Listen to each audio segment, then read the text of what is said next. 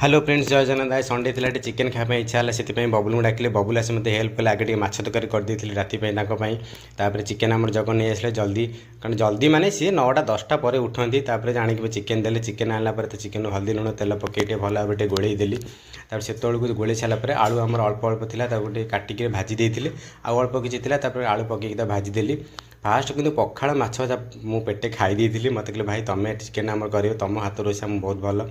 से मुझे तेल पकईली तेल पकई सारापर जीरा गरम मसला आमर गुजराती पकईली पियाज को सरसर कर काटी देती पियाज को पकईदेली पियाज को पकई सारापर भल भाव भाजीदेली देखिए पियाज टी नाली अंश पड़ सारापर मोर अदा रसुण पेस्ट जोड़ा था मुझे पकईदेली से मत बहुत राग भी लगुता कारण मत कहीं भी हेल्प करना से रागी चिकेन होता है ये पुणी मझे मझे आस आलू खाई दे कारण आम छोट पिलाटा आलू खाई सारे भाई मत चिकेन कषा तुम कह चिकेन कषा है तू एत छानिया कहीं हो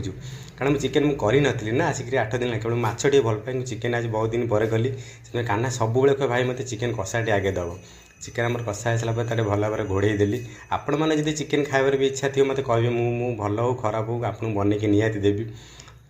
चिकेन पीस भी बहुत भल था तेणुक समस्त को जदि मो वीडियो भल लगे मत प्लीज लाइक शेयर कमेंट करेंगे चिकेन भी बहुत टेस्ट थिला थैंक यू।